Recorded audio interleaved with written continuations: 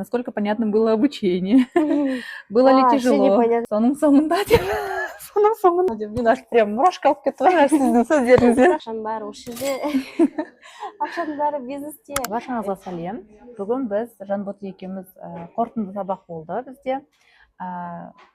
Уақыттан пайдаланып мен интервью алайын дедім. Жанбота, өзіңіз жайлы кішкене айтып берсеңіз. Мен негізі қазір декреттемін. Былай декреттік демалысым аяқталған, бірақ осы фриланста әлі жүрмін. Басында SMM-нен бастадым. SMM-мен айналыстым, мобилография деп кеттім. Сосын таргетті көрейін деп шештім. Өйткені мен жүргізген проекттерде маған ұсыныстар түсе бастады. Сіз таргет жүргізіп көрсеңіз қалай болады? Сұраныс пайда болғаннан кейін менде уже не басталды. Не істеймін, қалай істеймін таргетті деген сияқты. И сізді бақылап жүрдім. Көптен бері бақылап жүрдім. Біраз бақыладым ғой деймін, иә. Ұмытып қалдым уже. 22-ден бастап қараймын да. Былай қарайсың, андай адамның өсіп жатқанын көресің, табысының өсіп жатқанын көресің. И таргеттің уже нақты мен осыдан осы кісіден үйренсем, түсінем, нәтижем болады деп сізге уже сене бастадым ғой. Солай таргет алуды шештім. Бір плюсы обучение, наставничествоға келген кезде наставникқа толықтай сеніп аласың. Біреу сенен бір нәрсе сұраса, мен уже сенімді боламын. Мен Баргина ханымнан сұрай саламын деп ше. Мен сенімдім, кім не сұраса да мен смело айтамын да, мен білем аха оны деп ше. Наставниктің бір плюсы сол. Солай өттім. Өткеннен кейін жаңағыдай сенімділігім артты, оқушыларым көбейді. Уже мен таргетті де үйретемін деп солай смело айта бастадым. Өзімнің проекттеріме азғантай болсын ақшамен таргет жүргіздім. Баста тегін жүргіздім, сосын азғанда ақша алдым, солай. Оқуға келерде қандай қорқыныш немесе күмән болды? Күмән ақша жағынан болды.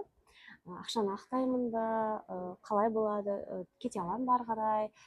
И менің бір минусым деп айтсам болады, өйткені таргетті мен нақты таргетпен ғана кетпедім да.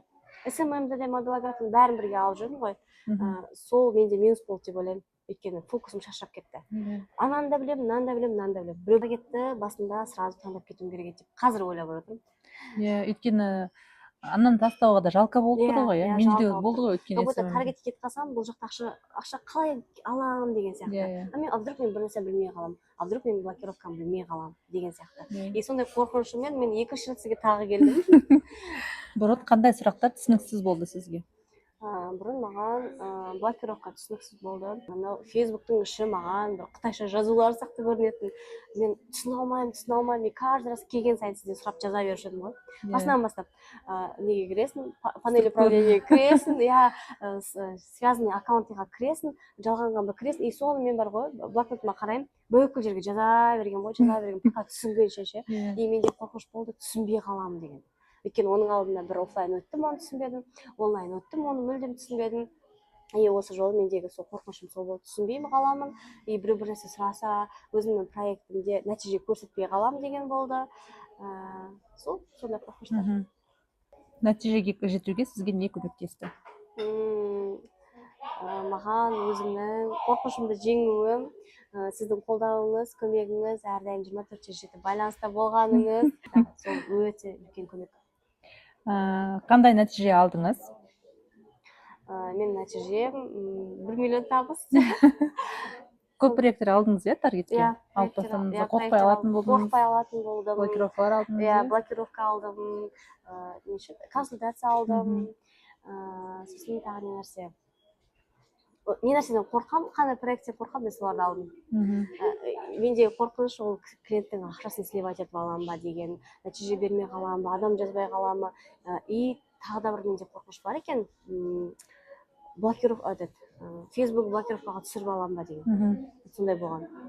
Енді бірақ қалай істеуді білген соң, уже шығаруды да үйреніп алдыңыз. И сосын бизнес-менеджер жүрген кезде бізде бизнес-менеджер бірнеше болса, басқасына ауысып кете береміз ғой. Не так страшно, личный сияқты. Бірінші клиенттен кейін қандай сезімде болдыңыз дейді? Менің бірінші клиентім ба? Менің бірінші клиентімнен кейін менде қорқыныш сезім болған ғой. қорыққаннан настройкасын өзгерте берген и бір күнде аламын да бірнеше жерде өзгертемін ғой, анау реклама вообще мүлдем шатасып кеткен ғой. И келесі күні ешкімге ештеңе көрсетпейді, ешқандай переписка жоқ. Менің қорқынышымның кесірінен сондай болған. Абай осы биыл менде уже қорқыныш жоқ, уже жаңағы кісі ақшасын төлейді, мен асықпай настройкамды жасаймын, асықпай, мен ешқандай несіз. А то клиенттер бәрі келгенде маған срочно керек деген келеді, иә.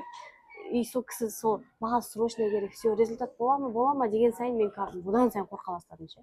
Қазір олай емес, уже мен айтамын, үшінші күні мен реклама жіберемін, маған жібере беріңіз, асықпай ше, солай картаңызды тіркеймін. Мен басында клиенттің картасында тіркемедім ғой, бүкіл ақшаны өзім аламын, өзім картамды тіркеймін, өзім фейсбугімді қолданамын, солай болған. Оқудан кейін сенімділік артты ма дейді? Иә, әрине, сенімділік артып, уже сенімді түрде обучение өткізе бастадым. Жақындарыңыз не дейді? Жақындарым қолдап жатыр, өзіңнің де рекламаңа ақша жібер деп айтады, өзің де рекламаңа сал деп айтады. Күшті. Қазір ойланып жүргендерге не айтқыңыз келеді? Қазір ойланып жүргендерге ойланбаңыз, бұл таргетке, мен айтып отырмын ғой, таргетке басында бірден таңдамағаныма өкінемін. Өйткені ақшаның бәрі осы жерде, ақшаның бәрі бизнесте, кәсіпкерлер өте көп. Клиент қайдан табам деген қорқыныш мүлдем болмайды, өйткені біздің айналамыз толған клиент. Біздің танысымыз, досымыз, мысалы мен жұмыс істейтін адамдардың барлығы, мен туыстарым, таныстарым ше, олардың барлығы уже мені біледі, инстаграмнан көреді деген сияқты. Сіз де солай өзіңіздің инстаграм арқылы клиенттеріңізді таба аласыз. Андай бастамай, ойланып, бүкіліп жүргенше, одан да бастап, тәуекел етіп көру керек. Неліктен дәл баргенамен оқыған дұрыс деп ойлайсыз?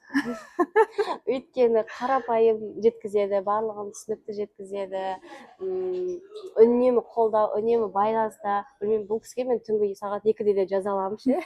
Ұялмай жаза аламын, түнгі 2-де сұрақ белгісін жіберіп қоясың ғой ше. Почему не отвечаете? Кез келген сұрағыңызға жауапты запись экранымен жібересіз, скринмен жібересіз, кез келген уақытта байланыста.